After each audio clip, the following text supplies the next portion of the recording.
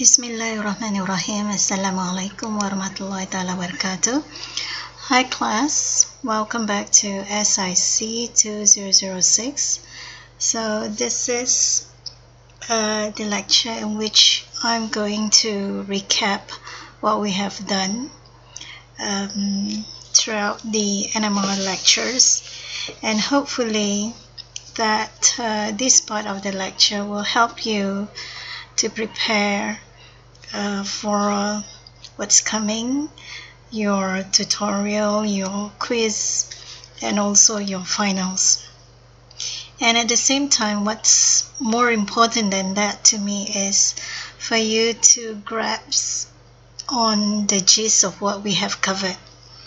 And if there is any of the topic, if any part of the topics that you're not clear about, so this is something that you can look back at the lecture notes, and you can also do some extra reading so that you can deepen your understanding on the topics.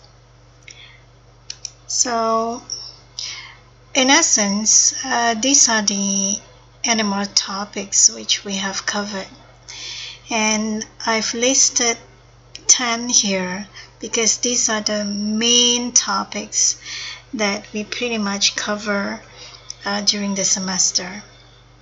So the first one is on the understanding nuclear, magnetic, and resonance. So the second one is NMR spin, Zeeman splitting, energies of nuclei in the magnetic field. You have the resonance condition, NMR sensitivity, population of energy levels. Now, meaning that when I touch on this, these are the topics that you have to look very closely and to ensure that you understand the concept of each of the topics. So the details, you need to go to the specific lecture. So we have spin precession, longitudinal relaxation, transverse relaxation, and how do you determine the spectral width. Then we quantify the chemical shift, information extracted from NMR, from proto-NMR. You have the shielding and the shielding factors. We talk about spin-swing coupling, and we extended that to all the various spin systems. The main spin systems that we talked about, and the difference between magnetic and chemical equivalents. Chemical exchange, namely we talk on the ethanol, and I give you a video to understand about carbon-13, but what's the gist of doing carbon-13, so we covered that. Well, this may not be spelled out in lectures, but beyond the molecular elucidation and probably the MRI that we did talk about. So it's good to know, some of the applications out there so that you can appreciate the technique. So what I'm going to do with this lecture, this particular lecture, is to just give you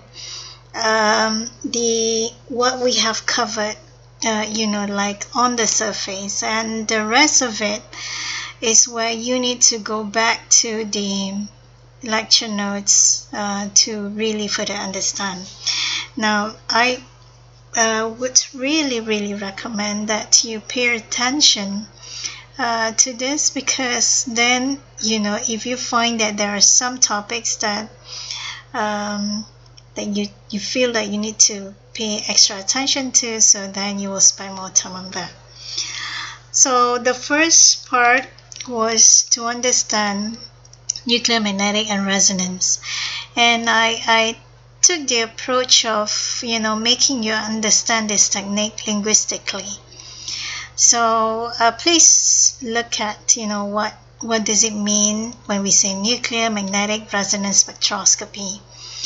And so once you understand that linguistically, as you will see in the lecture notes, then you can appreciate when you actually put them together as a whole technique. So you can see that this is really a powerful tool. And the other mission when we started this lecture was to understand why this NMR is important, and I hope that by this time you can really appreciate the importance of NMR technique in this research, education, and even everyday lives. And I need to also highlight that NMR is also an important tool in contributing to this COVID-19 issues. So they use the technique to understand the proteins that's involved, and so there are actually articles that use NMR on this. So next we touch on the NMR spin, the Zeeman splitting energies of nuclei in the magnetic field. So there aren't many equations that I want you to memorize, but if there's anything, this is one of them, aside from the chemical shift, which we will talk later. So the Zeeman splitting, I hope you understand that it's, when you have no magnetic field, no applied magnetic field, which causes the energy to remain degenerate. But once you have the magnetic field, the degeneracy is broken. So this is true for this proton NMR with a spin half. So you have here the energy splitting being the gamma, H bar, and B naught. And we talk about this, the values between different nucleus, but with the same spin number, but the splitting is different. So I want you to look at that. Why is that? So you can see that what is different here is the gamma. So the gamma is unique to each nucleus, nucleus. So that will actually governs on how large the delta is going to be. So the alpha state is in the lower state, and you have the beta in the upper state.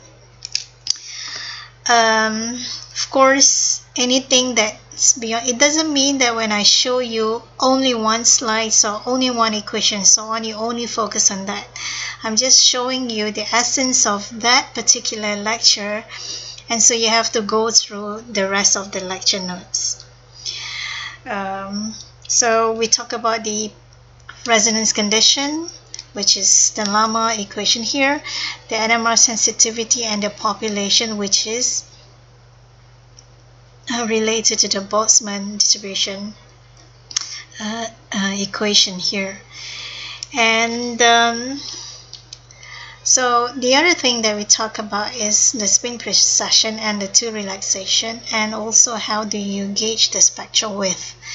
So in the event that you have an applied magnetic field, although the tendency is that the nucleus is going to align, but because of this magnetic moment, so it will first precess, and because of this internal motion, it leads to this what you call longitudinal relaxation. But this is not a strong signal to be there's complication to actually detect this by the NMR. So in order to resolve that, you need to flip. You have to run a pulse program to tell the machine to actually have this what you call, you have to spin it, flip the signal to 90 degrees, and so having the same mechanism, it's going to grow in this perpendicular direction. And so it goes through this process of flipping, and then it relaxes, and then you have this growing up the longitudinal. So this repeating process will give you a NMR spectrum. And in terms of the spectral width, why do you care so much about the spectral width? Because you can also analyze the NMR based on the spectral width. And to gauge the spectral width, or to measure the spectral width, you just need to identify the height of the width. So the height is here. This is just the scale baseline, but the baseline of the spectrum is here. So you measure it, the height. So at half of the height, that's where you actually measure the width. Okay. Chemical shift, this is the other equation that I hope you remember. So to quantify the chemical shift, which is measured in ppm, so this is the Lambda frequency, and then this is 0 because it's TMS, and then this is the frequency of the spectrometer. And our focus is on proton NMR, and the information extracted are the number of signals, which tells you the number, the types of hydrogens, and the positions will tell you the types of hydrogens as well. This is the different types, and the integration will tell you how many hydrogens of each type that's there, and splitting pattern will talk on the bonding, the neighboring hydrogens. So then, of course, you have the shielding and de-shielding. What are the factors that actually affect the chemical shift? Okay, so you may want to touch on look at on the electronegativity and so on.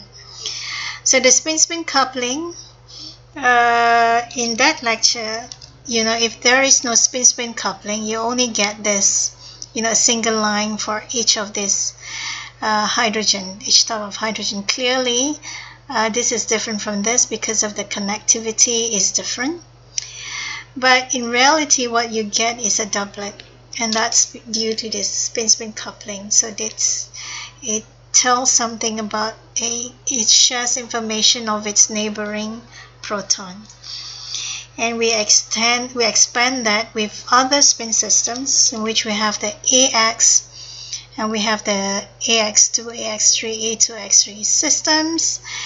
And you will see that for this particular molecule with an AX3 spin system, so you have here one type of hydrogen and this other type of hydrogen, and this will be seeing this, you will only get this doublet, and this in turn you will get this quartet here due to this what you call the alkyl group here. So ultimately this has to do with the Pascal triangle, and this Pascal triangle is only true for the spin half nucleus. So if it's not a spin half nucleus, it will be something else. But because we're talking about this what you call proton NMR, which has spin half, so we focus on this. Then motion is something that you can actually monitor via NMR, and that's why it is such a powerful tool. So in this particular lecture, I give you some examples, and finally led to this ethanol, where this is the normal ethanol that we see due to the very fast chemical exchange. But if you have a dried ethanol, where there's pretty much no water in this, so you can clearly see that the spin-spin coupling exists here. But once you have this water, the proton, the exchange between the water from proton and the ethanol itself, so you won't be able to see the spin-spin coupling as such. And that's one of the beauty of chemical exchange. So the carbon-13, the essence of discussing on this is that there are some cases, especially when you look at complex proton NMR and AB system, in which you have superimposed spectra. And it's difficult to just elucidate the molecular structure just by looking at the proton NMR. So you need additional help to decipher the molecule. So one of it is by running this carbon-13, which is, you do proton decoupling. There's no hetero coupling, decouples between the carbon 13 and the proton. So what you see are only signals from the carbon 13. So you have different types of carbon will give you different chemical shift. So the ruling is pretty much the same as the proton NMR. And so I gave you, because our focus is on proton NMR, so I just introduced this as a what do you call, as a guide, as a probably a reminder that proton is not the only one. In fact, carbon 13 is not the only complementary tool. You may have the two-dimensional NMR that you need to do to pretty much further decipher. And of course, I also gave you the advantages and the disadvantages of doing this proton decoupling, and so that's something for you to look at, and also the video as well. Now on NMR application, so this is something that you need to do some personal readings as well, but on the whole, in general, what you are familiar with is that this NMR application, at least in the context of us as chemistry, as people in the chemistry department, it's definitely useful for molecular structures elucidation. And it's also important for a diagnostic tool, as you can see that MRI uses the NMR technique to actually diagnose diseases at the early stages. And also even for everyday users, it's good for food analysis, and also to detect if there are any unwanted foreign stuff, foreign food that shouldn't be in your food. So we call that food adulteration. And there's also quality control of pharmaceutical products. And talking about pharmaceutical, and that's where I also mentioned just now that it's also good to, it helps a lot, these techniques in terms of elucidating some protein structures for these COVID-19 issues. So really, this is to introduce you to the main 10 topics that I want you to cover and to pay attention to, so you realize, so that your thoughts are organized, the way that you study your materials are organized. So it's really based on these 10 topics. Okay, so that's all for today's lecture. So take good care, and so stay safe. All right, okay, thank you, and Assalamualaikum warahmatullahi wabarakatuh.